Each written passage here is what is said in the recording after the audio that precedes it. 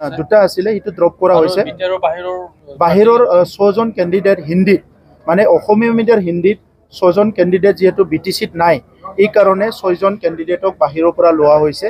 আৰু এই 6টা পোষ্টটো নল'লে অলৰেডি 2017ৰ পৰা সেই স্কুলবিলাকত হিন্দী শিক্ষক নাই।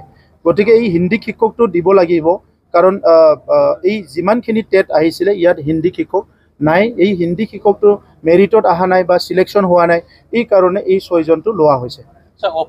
শিক্ষকসকলে গুৱাহাটীত চচলত প্ৰতিভা সাব্যস্ত কৰে, 6.3টো আমিহে চৰকাৰক ডিমাণ্ড কৰি পেলাই সেই আন্দোলন কৰাৰ পিছত চুক্তিত আমি লিখি আনিছোঁ।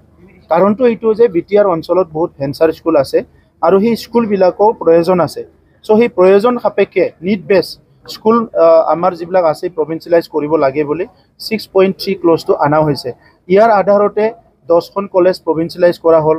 ইয়াৰ আধাৰতে কিছুমান হায়াৰ ছেকেণ্ডাৰী স্কুল প্ৰভিঞ্চিয়েলাইজ কৰাৰ কাৰণে চিলেকশ্যন কৰা হৈছে।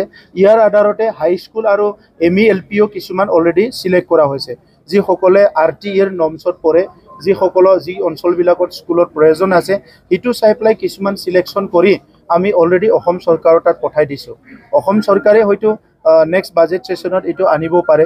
তো সেইকাৰণে আজি কোনোবাই আন্দোলন কৰিছে, মই একো নকওঁ, কিন্তু তেখেতসকলেও বুজি পায় যে বিভিন্ন সমস্যাবিলাক আমাৰ তৰফৰ পৰা আমি 100% ক্লিয়াৰ যে আমি বিচাৰোঁ যে স্কুলবিলাক নিড বেছত প্ৰভিঞ্চিয়েলাইজ হ'ব লাগে।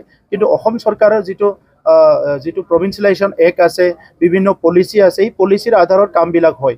তো সেইকাৰণে আমি ফ্ৰিকুৱেণ্টলি দুইটা চৰকাৰৰ মাজত আলোচনা কৰি আছোঁ। গতিকে তেখেতসকলে যাতে কপাৰেট কৰে আৰু আমি চেষ্টা কৰিম যে কম সময়ৰ ভিতৰত এই প্ৰব্লেমটো ছল্ভ কৰিবৰ কাৰণে আমি চেষ্টা কৰিম।